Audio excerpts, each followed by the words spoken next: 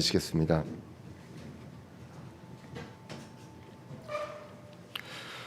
오늘은 로마서 12장 1절에서 2절 말씀을 통해서 몸과 생각이라는 제목으로 말씀을 같이 살펴보고자 합니다.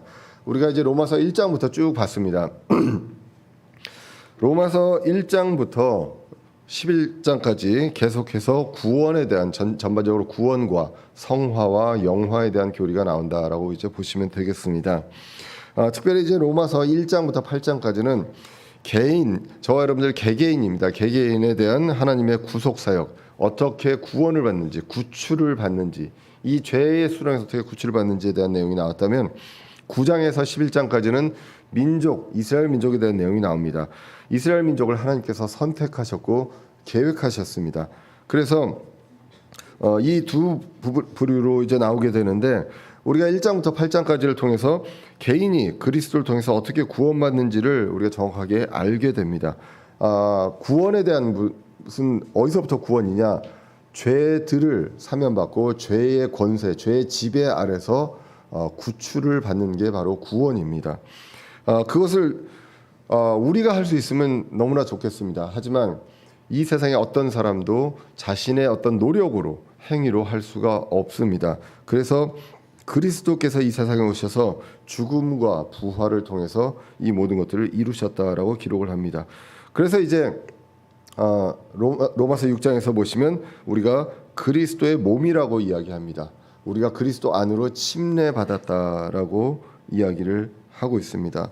우리가 기억해야 될 것은, 우리가 지금 우리 광고 시간에도 이제 김기풍 형제님 부친 되시는 분까지도 이야기했지만, 인생을 예수님을 모르고 살아올 수 있습니다. 믿지 않고 살아올 수도 있습니다. 그러나 마지막에 죽기 전에라도 복음을 받으면 구원을 받습니다.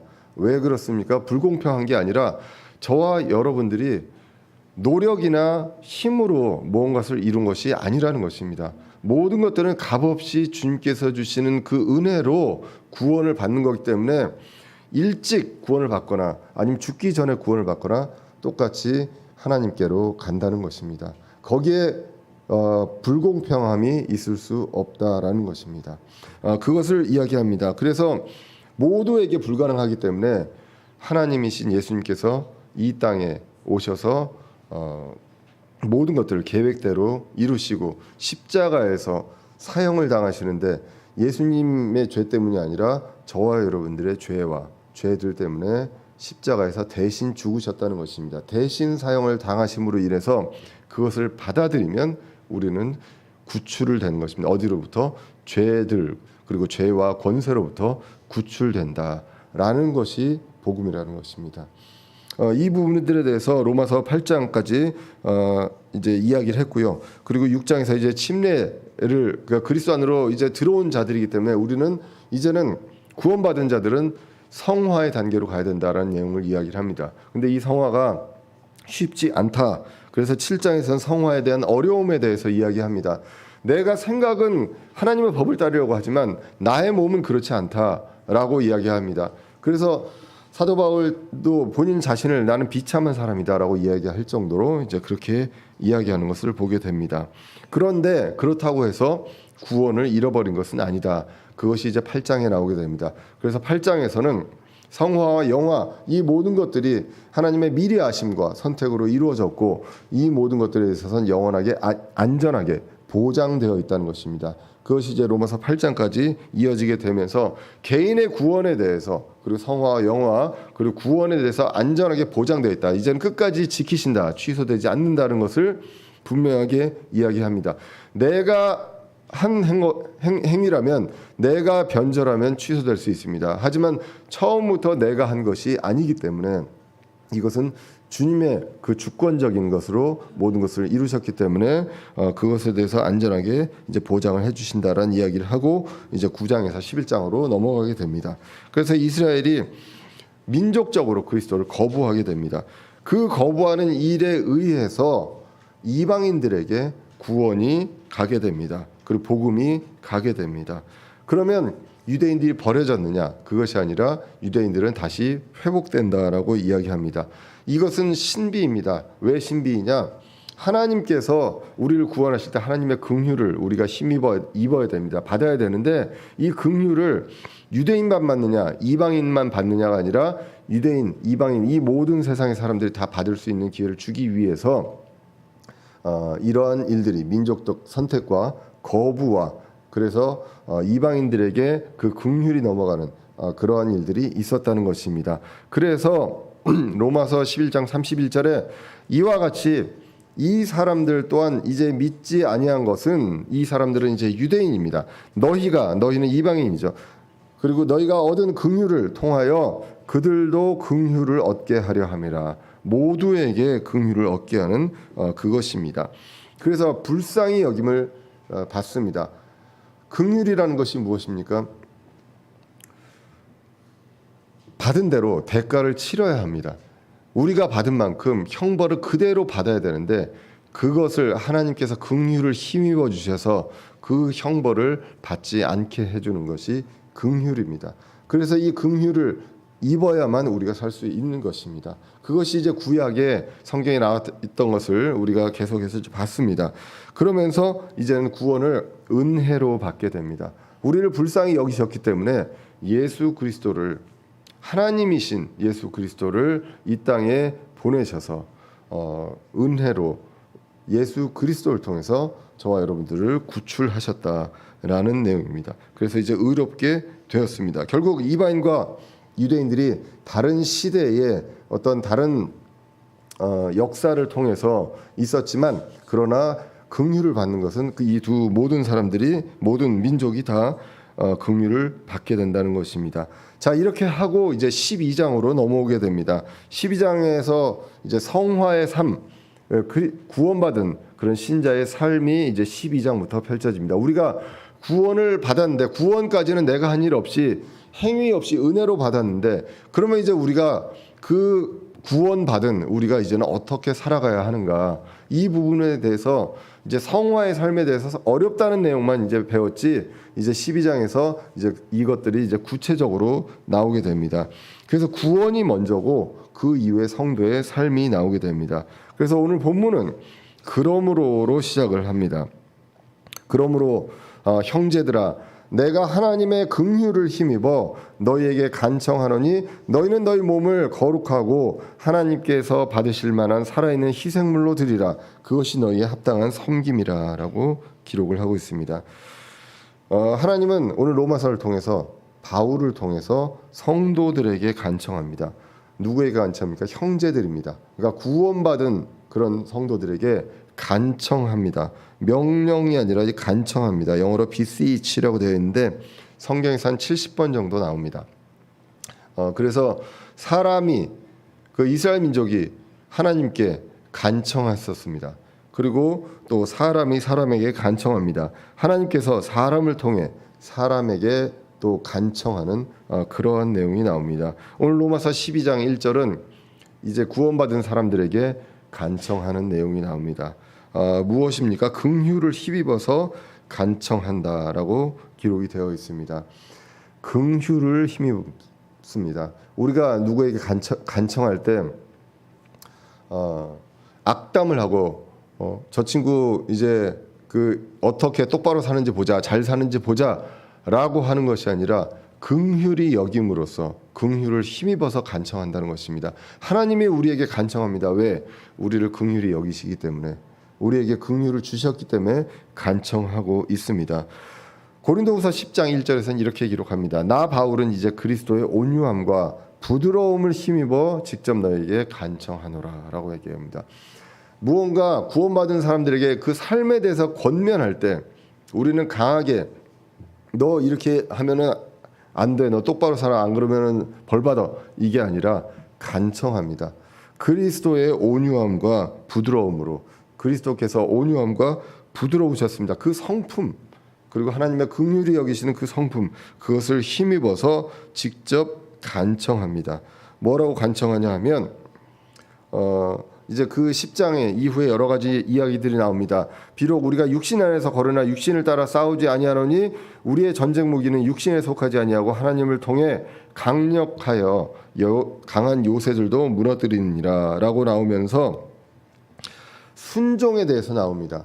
그 하나님께 이제 순종하는 그러한 삶을 살아야 한다라는 것입니다. 우리가 육신 아래 걷기 때문에 내가 육신을 주도하면서 살아갈 수도 있지만 그것이 아니라 순종하면서 살아가야 된다라는 내용을 권면을 오늘 본문과 유사한 권면을 할 때에 긍휼히 여기셔서 마땅히 벌을 우리에게 내리지 않는 그 하나님께서 그리스도의 부드러움과 온유함으로 이제 간청을 하게 됩니다.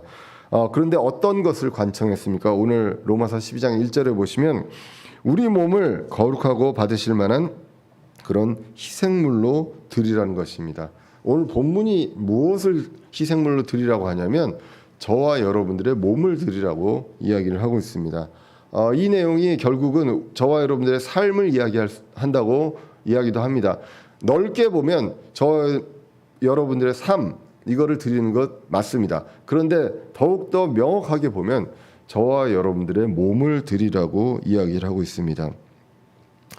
하나님의 긍휼이 어디에 있었느냐라는 것입니다. 저와 여러분들의 몸에 있었습니다. 그리고 혼에 있었습니다. 그렇기 때문에 우리의 몸이 내 몸에 그 하나님의 긍휼을 힘입게 됩니다. 죽을 수밖에 없었던 죄 때문에 죽을 수밖에 없었던 우리가 하나님의 긍휼을 힘입어서 죽지 않게 되었다는 것입니다. 더 정확하게 얘기하자면 이 썩어진 몸이 죽고 썩지 아니할 몸으로 이제 부활을 하게 되는 이것을 하나님의 긍휼을 통해서 얻었다는 것입니다. 하나님은 우리를 긍휼히 여기셔서 어떻게 했는지 기억하시죠? 하나님께서 먼저 우리를 위해서 희생물을 드리셨습니다. 예수 그리스도가 우리를 위한 희생물로 하나님께 드려졌다는 것입니다. 그런 원리를 생각하면 우리가 어떠한 마음으로 우리가 어떠한 몸가짐으로 희생물로 하나님께서 받으실 만한 희생물로 드려져야 하는지 알 수가 있습니다. 만약에 예수님께서 이 땅에 오셔서 예수님이 감당해야 될 죄가 하나라도 한 흠이라도 있었다면 그러면 희생물로 받으실 만한 그런 희생물이 아니었습니다. 그런데 예수님께서는 받으실 만한 희생물이 되셨습니다. 이 세상에서. 그래서 그 받으실 만한 희생물로 우리를 위해서 희생물로 드려지셨다라고 기록을 하고 있습니다. 그러면 우리의 몸은 어떻습니까? 우리의 몸도 그냥 드린다고 하나님께서 받으실 것이 아니라 받으실 만한 희생물이 되어야 한다라는 것이 오늘 본문에 대한 내용입니다. 예수님이 어떻게 하셨는지를 다시 한번 보면 히브리서 9장 26절입니다. 그러나 이제 세상 끝에 그분께서 단 한 번 나타나사 자신을 희생물로 드려 죄를 제거하셨느니라라고 기록을 하고 있습니다. 그렇기 때문에 우리도 이 희생물의 원리를 알아야 됩니다. 아무리 우리가 드려지려고 해도 받으실 만한 희생물이 안 되면 드려질 수 없다는 것입니다. 그러면서 이제 우리의 몸에 대해서 그렇게 이야기를 합니다. 그러면 우리 구원받은 성도의 몸이 어떻길래 그렇게 이야기를 합니까? 고린도전서 6장 19절에서 20절에 이렇게 얘기합니다. 도대체 무슨 말이냐? 너희 몸이 저와 여러분들 몸입니다. 너희 몸이 너희가 하나님께서 받은 바 너희 안에 계신 성령님의 전인 줄 너희가 알지 못하느냐? 우리의 몸이 어떻습니까? 성령님의 전입니다. 우리의 생각과 마음과 이런 것이 아니라 우리의 몸이 성령님의 전이다라고 이야기합니다. 그래서 이제 너희는 너희 자신의 것이 아니니 저와 여러분들은 우리의 것이 아닙니다. 저와 여러분들이 갖고 있는 이 몸, 입고 있는 이 몸이 저와 여러분들의 것이 아니다라고 이야기합니다. 누구의 것입니까? 주께서 값을 치르고 너희를 사셨느니라. 우리가 죄의 노예였습니다. 노예였는데 십자가에서 죽으신 그 값으로 핏값으로 우리를 사셨다는 것입니다. 그래서 이제는 죄의 노예였던 우리가 이제 하나님의 자녀들이 되었습니다. 그게 된 값이 있고 이제는 누구의 소유가 됐느냐? 우리가 하나님의 소유가 됐습니다. 그런즉 하나님의 것인 너희 몸과 너희 영으로 하나님께 영광을 돌리라라고 이제 기록을 하고 있습니다. 그래서 우리의 몸을 살아있는 희생물로 받을 만한 희생물로 하나님께 드려야 한다라고 이야기를 합니다. 참 엄격한 말입니다. 저와 여러분들 이 몸에 대해서 어떻게 관리를 해야 될지 그리고 어떻게 몸을 우리가 계속 이제 함께 건강한 몸으로 그리고 단정한 몸으로 하나님께 드려야 할지 이런 부분들에 대해서 다른 세상의 어떤 법보다도 엄격한 법으로 우리가 지켜질 수밖에 없습니다. 그러면 많이들 이야기합니다. 다른 사람들은 그렇게 안 사는데 다른 사람의 몸이 아닌 내 몸을 하나님께서 드리라고 하셨습니다. 비교할 게 아니라 어떻게 사는지 그것을 볼 게 아니라 하나님이 나 개인에게 어떻게 하셨는지를 보시면 됩니다. 다른 사람이 아니라 저와 여러분들 한 사람 한 사람을 위해서 하나님께서 누구를 보내셔서 어떠한 대가를 치르셔서 우리를 한 사람 한 사람을 구원하셨는지를 보면 됩니다. 그렇기 때문에 다른 사람이 아닌 하나님만 보고 저와 여러분들의 몸을 하나님께 드리면 된다는 것입니다. 이것이 합당한 섬김입니다. 기억해야 될 것은 내 몸이 더 이상 내 것이 아니고 성령님이 거하시는 곳이다라는 것입니다. 그리스도가 우리 안에 있습니다. 거룩한 분이 계시는 곳입니다. 그렇기 때문에 더럽혀져서는 안 되는 것이 바로 우리의 몸이다라는 것입니다. 그런데 우리가 많이 잊고 삽니다. 저와 여러분들 다 내 몸이 내 것인 줄 알고 삽니다. 그렇기 때문에 잊지 말고 우리가 드려야 된다라는 것을 간청합니다. 쉬운 일이면 간청할 필요가 없죠. 말하면 됩니다. 근데 그만큼 어려운 일이기 때문에 간청한다라고 이야기를 하고 있습니다. 긍휼에 힘입어서 간청합니다. 성도는 그래서 몸을 달리 생각을 해야 합니다. 예수님께서 당신의 희생물을 드릴 때 어떻게 했는지 우리가 생각을 해볼 필요가 있습니다. 몸을 드리는 것이 무엇을 이야기하는지 구체적으로 예수님의 사례를 통해서 우리가 볼 수가 있습니다. 빌립보서 2장 6절에서 8절에 보면 이렇게 기록합니다. 그분은 하나님의 형체시요 예수님은 하나님의 형체로 계십니다. 하나님과 동등하십니다. 동등함을 강탈로 여기지 아니하셨다. 동등함 자체를 위해서 무엇을 뺏거나 강탈하신 것이 아니라 그 자체가 하나님과 동등하십니다. 예수 그리스도는 하나님이십니다. 그런데 스스로 무명한 자가 되사 자기 위에 종의 형체를 취하시고 사람들의 모습이 되셨으며 사람의 모양으로 나타나셔서 자기를 낮추시고 죽기까지 어떻게 하셨습니까? 순종하셨습니다. 순종하셨다라고 기록을 하고 있습니다. 그것이 바로 뭐냐면 십자가의 죽음이다. 십자가의 죽음이 무엇이냐? 하나님께서 예수 그리스도로 오셔서 이 땅에서 끝까지 순종하신 것, 이것이 바로 십자가의 죽음입니다. 그래서 내 몸의 주인이 하나님이면 우리는 어떻게 해야 됩니까? 우리도 예수 그리스도께서 하셨던 것처럼 우리도 순종하는 것입니다.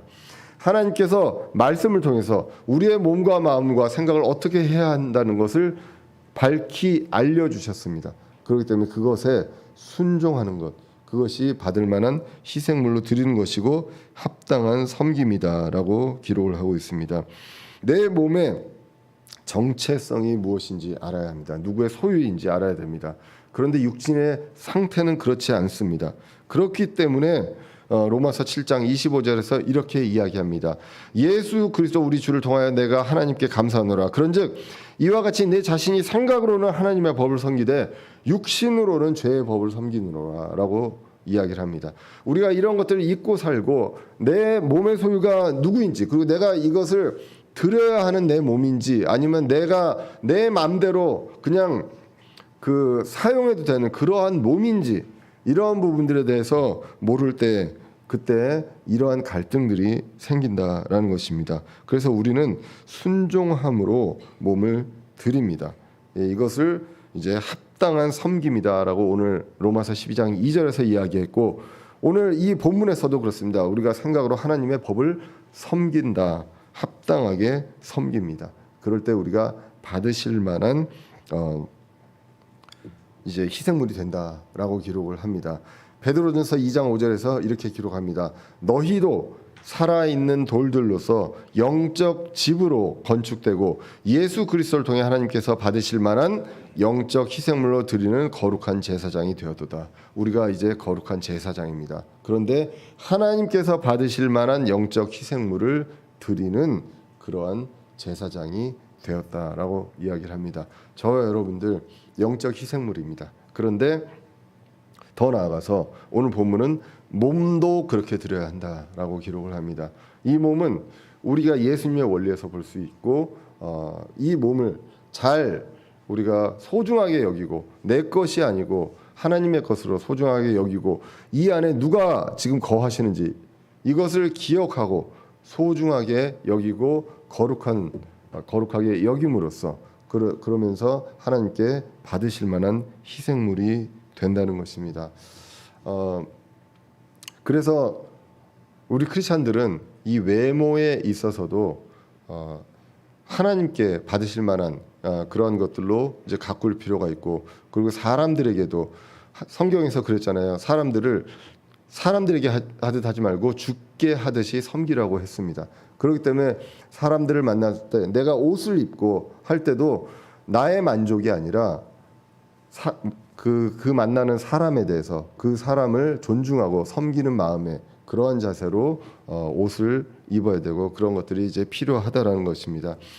보통 이제 남자들은 기본적으로 그 자매님들보다는 좀 덜 부지런한 것 같습니다. 왜냐하면 화장을 할 필요가 없기 때문에. 예, 그냥 근데 그나마 이제 하는 것이 있다면 이제 그 헤어스타일입니다. 머리는 이제 신경을 쓰는데, 제가 이제 이 말씀을 준비하면서 그동안 이제 생각해왔던 것들이 있었습니다. 뭐 아시다시피 그 딱 보시면 이제 제가 나이에 비해서 지금 뭐가 다른 게 하나 있잖아요. 뭔가 이제 머리가 이제 하얗습니다. 예.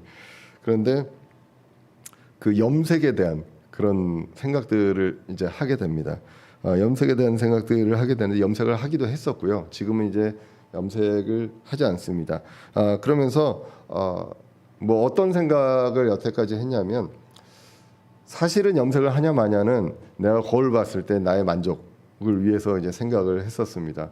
염색을 했을 때는 내가 좀 젊게 보여서 좀 약간 더 이제 자신감도 생기는 것 같고, 이제 그런데 요즘은 거울을 보면 깜짝깜짝 놀랍니다. 내가 이렇게 머리가 하였나라는 생각도 들고, 그리고 이제 우리 교회 그 설교 동영상을 가끔 이제 보게 되면 깜짝깜짝 놀랍니다. 저렇게 머리가 허연가? 혹시 안 허연데 이 빛 때문에 그런가? 이런 생각들도 하게 됩니다. 근데 제 마음속에 있었던 생각이 뭐냐면, 내 몸이기 때문에 내가 좀 어떤 나의 만족과 이런 것들 때문에 그런 생각을 했었던 것 같습니다. 만약에 크리스찬으로서 이 크리스찬 정도 되면 이렇게 몸 관리를 하는구나, 이렇게 나의 삶을 관리하고 건강과 이 모든 것들을 관리하는구나, 이러한 것들이 크리스찬으로서 향기로 나타낼 수 있다면 그 몸을 가꾸는 게 좋겠죠. 그래서 만약에 제가 염색을 하는 것이 크리스찬으로서 하나님 보시기에 그리고 그 세상 보시기에 좋다 하면 염색을 해야 되겠다. 그렇지 않다면 안 해야 되겠다. 이게 계속 이제 모릅니다. 그래서 지금 제가 염색을 안 하는 게 맞다라고 주장하는 것 아닙니다. 어느 순간인가 갑자기 제가 염색을 할 수도 있습니다. 그때 여러분들이 이해해 주실 게, 나의 판단이 받으실 만한 영적 희생물로 드리기에 염색하는 게 더 좋은가 보다라고 할 수도 있겠습니다. 그래서 저와 여러분들이 구원받은 사람으로서 우리의 몸을 어떻게 다룰 것인가, 그리고 어떻게 몸 관리를 할 것인가, 모두가 다 건강할 수 없습니다. 모두가 다 안 다치며 살 수 없습니다. 그러나 우리가 하나님을 생각하고, 그리고 이 세상에서 하나님의 사람으로서 그 모든 것들을 입증할 때 그때 나의 몸가짐이 어때야 하는가, 이런 부분들을, 그리고 나의 옷차림이 어때야 되는가, 이렇게 볼 필요가 있다는 것입니다. 그런데 또 감사한 것은요, 이 모든 것들이 다 내 노력에도 불구하고 이제 쭈글쭈글해져 갑니다. 예, 그런데 그래도 하나님 보시기에는 그렇지 않다라는 것입니다. 사람 보기에는 좀 이제 안 좋아 보일 수 있지만 하나님 보시기에 저 여러분들은 받을 만한 희생물이라는 것, 그것을 우리가 기억을 할 필요가 있습니다. 여러분들은 저의 지금 모습만 봐서 그렇지만 저도 예전에는 안 그랬거든요. 다행히 하나님께 감사한 것은 사진이 있어서 감사하다라고 생각이 됩니다.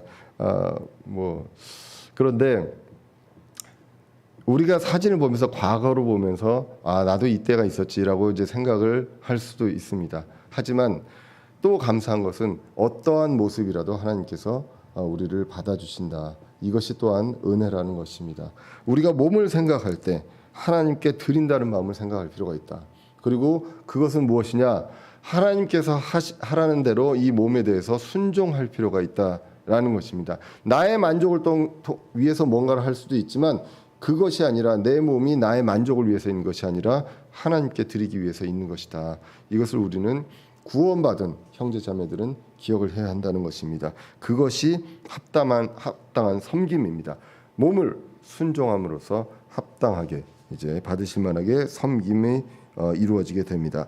그리고 이제 몸뿐만 아니라 둘째가 생각입니다. 오늘 보면 2절에 보시면 이렇게 기록합니다.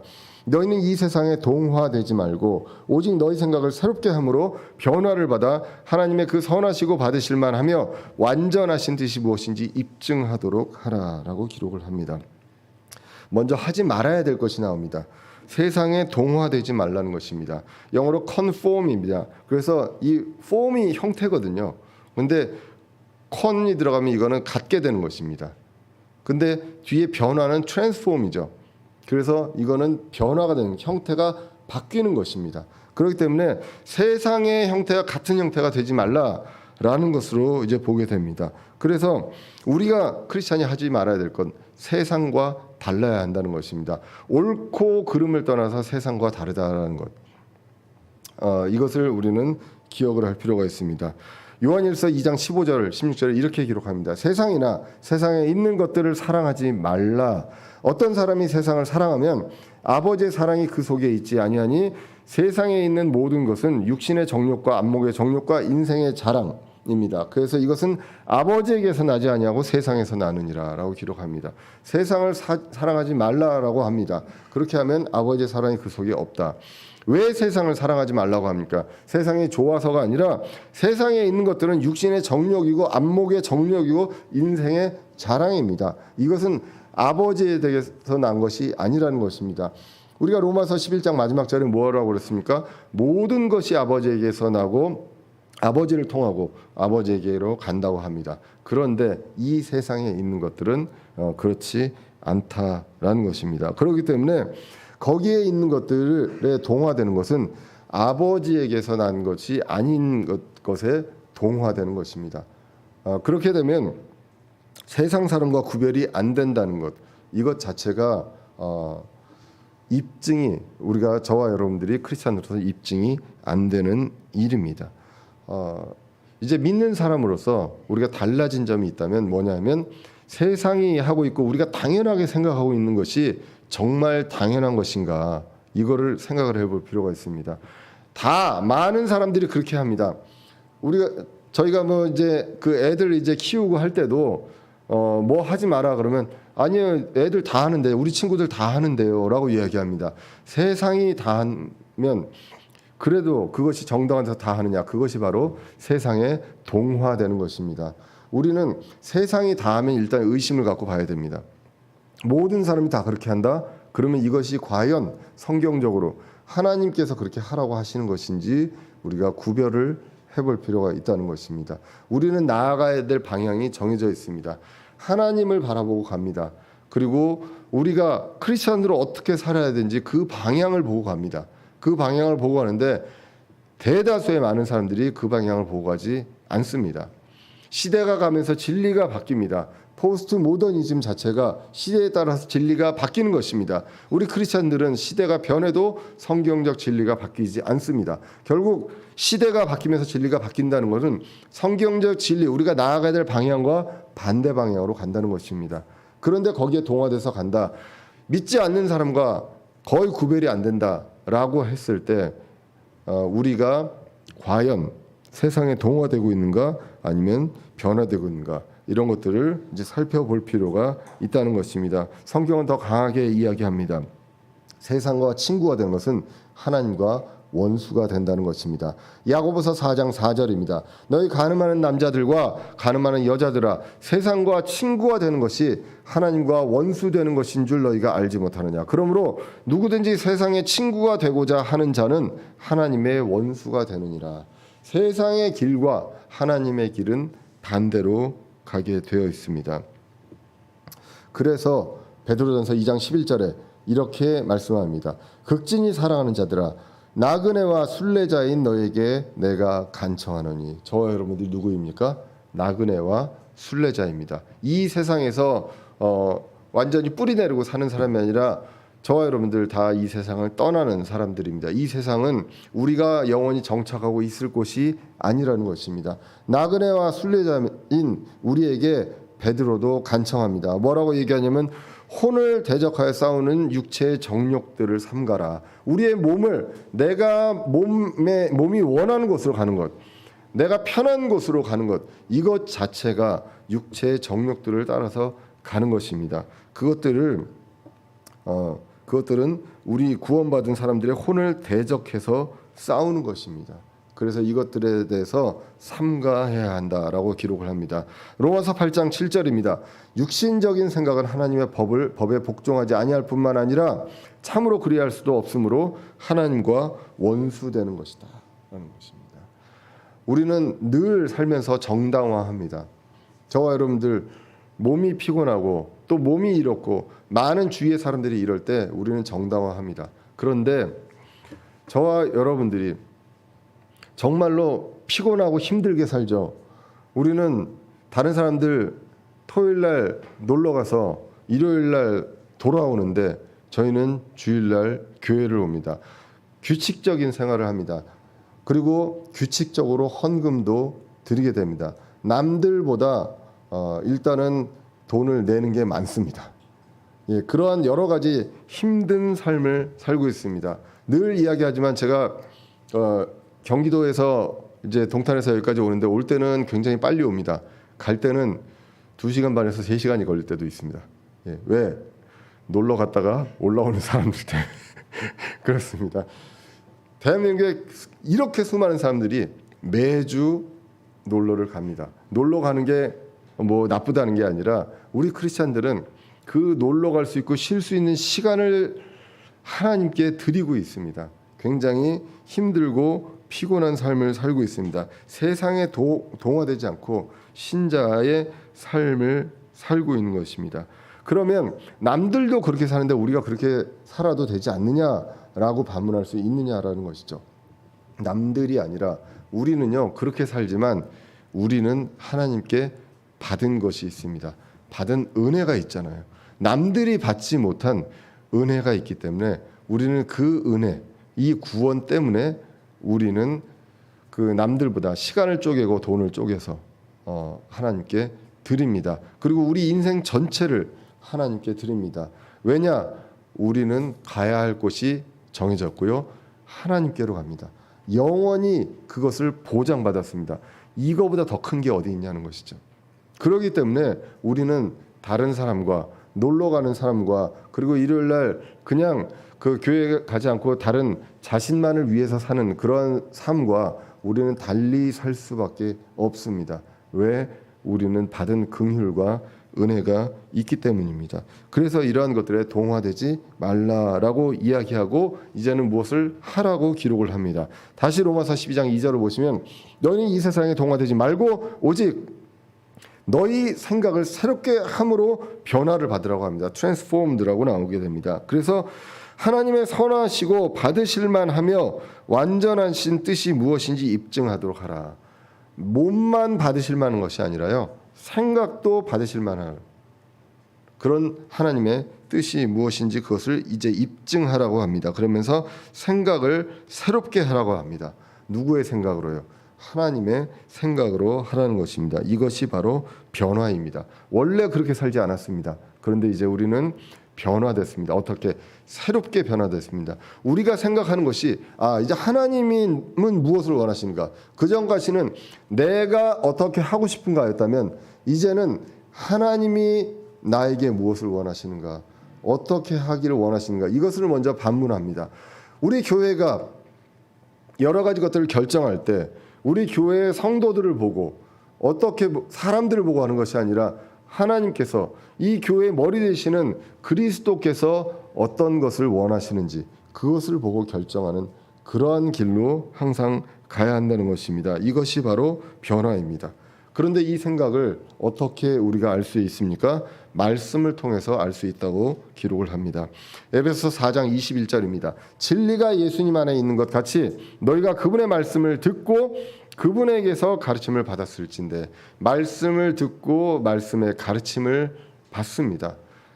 이 우리에게 주어진 성경, 이 성경을 통해서 하나님께서 무엇을 원하시는지를 분명히 알 수 있습니다. 오늘 내가 부산으로 갈지 서울을 가야 될지 이것을 가르쳐 주는 것이 아니라 어느 길로 가든지 하나님께서 무엇을 원하시는지를 우리가 생각할 수 있게끔 하는, 그것을 이제 말씀을 통해서 이야기를 한다는 것입니다. 그래서 그런 가르침을 받았을진데 이전 행실에 관하여는 너희가 속이는 것으로 가득한 욕심들에 따라 부패한 옛 사람을 벗어버릴 것을 가르침을 받았습니다. 그래서 너희의 생각의 영 속에서 새롭게 되라. 오늘 본문처럼 새롭게 되라라고 합니다. 말씀을 통해 그분의 원하심을 알아갑니다. 과거처럼 생각하는 것이 아니라 이젠 생각 자체가 세상에 동화되지 않고 세상 사람들이 그냥 당연하다고 생각하는 것이 이게 정말 당연한 것인가? 세상 사람들이 이게 융통성이라고 생각하는 것이 이것이 정말 융통성인가? 아니면 하나님의 법에서 보면 불법인가? 이것들을 우리가 볼 필요가 있습니다. 세상에서 법적으로 죄가 안 되더라도 하나님의 법이 더 엄격합니다. 그렇게 했을 때 그거의 불법인가? 사람을 미워하지 말라고 했고요. 사람에게 저주하면 안 됩니다. 미워한다고 해서 불법은 아닙니다. 그런데 우리는 사람을 미워하면 그것이 살인하는 그 죄라고 성경에서는 이야기를 하게 됩니다. 그렇기 때문에 이러한 모든 것들 우리가 생각을 다시 해볼 필요가 있다는 것입니다. 하나님의 뜻은요 언제나 선하시다라고 기록합니다. 오늘 보면 12장에서 보시면 하나님의 뜻을 이렇게 얘기합니다. 선하시고요, 받으실 만하고 완전한 뜻이다라고 이 세 가지를 이야기를 합니다. 그러므로 우리가 생각을 할 때 하나님의 뜻이 무엇인지를 생각을 해야 합니다. 먼저 하나님의 뜻이 무엇인지 생각해야 된다. 에베소서 5장 17절입니다. 그러므로 너희는 지혜 없는 자가 되지 말고 오직 주의 뜻이 무엇인지 이해하라. 결국은 주의 뜻이 무엇인지 이해하는 것이 지혜로운 자라는 것입니다.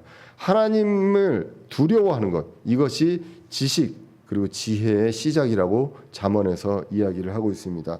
공부를 많이 해서 지혜가 높아지고 지식이 뛰어진다는 것이 아니라 하나님을 두려워하는 것이 먼저 있어야 그것이 시작이 됩니다. 그러면 이제 하나님의 뜻은 무엇이 있을까요? 가장 큰 인류 전체 역사에서 하나님의 뜻은 구원의 계획입니다. 모든 사람이 구원을 받기 원하십니다. 그래서 하나님의 뜻에 따라 사도 바울이 이방인의 사역자가 됐다고 합니다. 왜 하나님의 뜻에 따라 이방인의 사역자가 됩니까? 하나님은 이방인을 구원하셔야 합니다. 그 뜻에 따라 바울은 이방인의 사역자가 됐고 그 뜻을 따르게 됩니다. 그래서 전체적으로 보면 저와 여러분들이 살아가면서 생각해야 되는 것, 하나님은요 모든 사람이 구원을 받고 진리를 아는 데 이르기를 원하십니다. 우리가 사람을 만날 때 저 사람 미워 죽겠는데 저 사람들은 지옥으로 갔으면 좋겠다라고 생각하는 사람이 있어서는 안 된다는 것입니다. 하나님은 내가 미워하는 사람이라 할지라도 하나님은 모든 사람이 진리를 알고 구원을 받기를 원하신다. 이것이 전체적인 인류에서 하나님의 뜻입니다. 그리고 우리 삶 속에서 하나님께서 원하시는 하나님의 뜻이 있습니다. 데살로니가전서 4장 3절입니다. 하나님의 뜻은 이것이니 너희가 곧 거룩히 구별되는 것이다 라는 것입니다. 거룩하다는 것입니다. 거룩한 것, 이것은 어원이 분리라고 그랬습니다. 그 세상과 분리되는 것, 세상이 가는 길과 하나님의 길이 다르기 때문에 그것과 분리돼서 가는 것이 바로 거룩입니다. 그것을 데살로니가전서 4장 3절에서 이야기하고 있습니다. 그리고 데살로니가전서 5장 18절에 또 이런 하나님의 뜻이 있습니다. 모든 일에 감사하라는 것입니다. 이것이 그리스도 예수님 안에서 너희에 대한 하나님의 뜻이다. 하나님의 뜻은 무엇입니까? 감사하라는 것입니다. 불평할 수 있습니다. 왜 저는 그래도 열심히 사는데 돈이 이렇게 안 모입니까? 왜 자꾸 실패를 할까요? 딴 사람들은 그냥 가만히 있어도 돈을 버는 것 같은데, 가만히 있어도 잘 사는 것 같은데 라고 생각할 수 있습니다. 그런데 그 불평 속에는 우리가 잊어버린 것, 아까도 얘기했지만 잊어버린 것이 있습니다. 우리에게는 받은 것이 있기 때문입니다. 영원한 생명을 받았습니다. 구원을 받았습니다. 그렇기 때문에 그 받은 것을 생각하면 모든 일에 감사할 수밖에 없다는 것입니다. 그래서 모든 일에 감사하는 것이 하나님의 뜻입니다. 그리고 베드로전서 2장 15절에서는 이렇게 이야기합니다. 베드로전서 2장에서 그 앞구절에서는 모든 규례 그리고 권위에 복종하라고 합니다. 국가 권력과 모든 행정 권력 이런 것들에 복종하라라고 이야기합니다. 그러면서 이야기합니다. 그리함이 하나님의 뜻이라고 합니다. 위정자가 어떻건 악한 위정자건 그리고 선한 위정자건 상관없이 하나님의 뜻은 복종하는 것입니다. 그리함이 하나님의 뜻이니 이것은 너희가 잘 행함으로 어리석은 자들의 무식한 말을 잠잠하게 하려 함이라 라고 기록을 합니다. 그리고 이제 베드로전서 3장 17절입니다. 너희가 잘 행함으로 고난을 받는 것이 하나님의 뜻일진데 악을 행함으로 고난을 받는 것보다 그것이 더 나으니라. 고난을 받을 수 있는데 악을 행하면서 받을 수 있습니다. 하지만 선을 행하면서 받을 수 있습니다. 잘하는 것, 선을 행하면서 받는 고난, 이것이 하나님의 뜻입니다. 고난을 두려워해서 우리가 해야 할 일을 하지 않는 것이 아니라 그것을 해야 할 일을 함으로써 고난을 받는 것, 이것이 하나님의 뜻이다라고 기록을 합니다. 그러면서 이제 선한 양심에 대해서도 이야기를 했었던 것을 이제 보게 됩니다. 이렇게 함으로 인해서 하나님의 뜻을 입증하게 되는 것이 이제 로마서 12장 2절에서 나오는 것입니다. 그러면 그 입증을 어떻게 합니까? 결국 하나님의 뜻을 행함으로써 우리가 크리스찬으로서 그것들을 행동으로 옮기면서 크리스찬의 그 삶으로 인해서 이제 그 입증을 하게 됩니다. 그렇기 때문에 몸도 들여야 하고 생각이 새롭게 변화되어야 한다는 것입니다. 어떻게 입증합니까? 에베소서 6장 6절에서 7절입니다. 사람들을 기쁘게 하는 자들 같이 눈으로 섬기지 말고 그리스도의 종들로서 마음으로부터 하나님의 뜻을 행하라고 합니다. 우리가 행해서 입증하게 됩니다. 선한 뜻으로 섬기기를 주께 하듯 하고 사람들에게 하듯 하지 마라라는 것입니다. 우리는 하나님의 뜻을 행함으로 입증하게 됩니다. 우리는 몸을 하나님께 드려야 합니다. 그리스도가 우리를 위해 거룩하고 살아있는 희생물로 주셨습니다. 그래서 하나님께 드렸고 하나님께서 그 희생물을 받으셨기 때문에 저 여러분들이 예수 그리스도를 믿음으로써 구원을 받게 됩니다. 요한복음 5장 24절에 뭐라고 나옵니까? 내가 진실로 내가 너에게 이르노니 내 말을 듣고 나 보내신 분을 믿는 자는 영존한 생명을 얻었고 심판에 이르지 아니하느니 사망에서 생명으로 옮겨졌느니라 라고 기록합니다. 로마서 4장 25절에 그분은 우리의 범죄함으로 인해서 넘어지셨습니다. 그리고 우리를 의롭게 하시기 위해서 다시 살아나셨다라고 기록을 합니다. 이 모든 것들 예수님께서 받으실 만한 희생물로 드렸다는 것입니다. 그러면 우리는 우리의 몸을 예수님을 보면서 생각을 해야 합니다. 우리도 우리를 위해 거룩하게 그 살고 그리고 희생하셨던 그리스도를 생각하면서 우리도 하나님께 받으실 만한 희생물로 우리의 몸을 드려야 한다는 것입니다. 우리의 목숨을 하나님께 드립니다. 하나님의 것으로 생각하고 살아야 한다는 것입니다. 그리고 생각이 변화되어야 합니다. 이것을 변화되는 것은 무엇이냐? 세상과 분리되는 것입니다. 세상 사람들이 모두 다 이것이 옳다고 가는 그 일이 있을 때 과연 옳은가? 성경적으로 하나님께서 이것을 옳다 하시는가? 이것을 보고 가야 한다는 것입니다. 결국 우리는 변화되었습니다. 이미 변화된 사람이 이렇게 살아가는 것입니다. 정체성이 변화되었거든요. 그런데 우리의 삶이 변화되지 않는 그런 형태로 살아가면 안 된다는 것입니다. 몸이 더 이상 죄의 몸이 아니라 성령님의 전입니다. 생각은 이제 그리스도의 생각, 하나님의 생각을 해야 합니다. 하나님의 뜻, 생각은 어떻게 알 수 있습니까? 말씀을 통해서 알 수 있다라고 성경이 기록합니다. 그 말씀을 통해 하나님의 뜻에 순종합니다. 정말로 뭔가 결정할 때 하나님께서 꿈에 나타나시거나 환상을 보여주시거나 목소리로 들려주시면 얼마나 좋겠습니까? 그런데 그렇지 않고 하나님은 이 기록된 말씀으로 우리에게 알려주신다라고 성경이 기록을 하고 있습니다. 그래서 말씀을 통해서 하나님의 뜻이 무엇인지 알고 몸과 생각을 드립니다. 이것이 구체적으로 얘기하면 하나님의 뜻에 순종하는 것입니다. 이것이 합당한 섬김이다라고 이야기합니다. 그 섬김을 이제 우리 형제들, 아직 구원받고 부족한 형제들에게 권면할 때 어떻게 해야 됩니까? 간청해야 한다는 것입니다. 긍휼을 입은 존재이기 때문에 부드러움과 온유로 간청해야 합니다. 복음은 명확하게 전해야 합니다. 이거는 분명하고 명확하게, 어떨 때는 그 두려울 수도 있는 그러한 복음입니다. 이 복음을 분명하고 담대하게 전해야 하지만 권면은 긍휼을 힘입어 간청하는 성도들이 되어야 하겠습니다.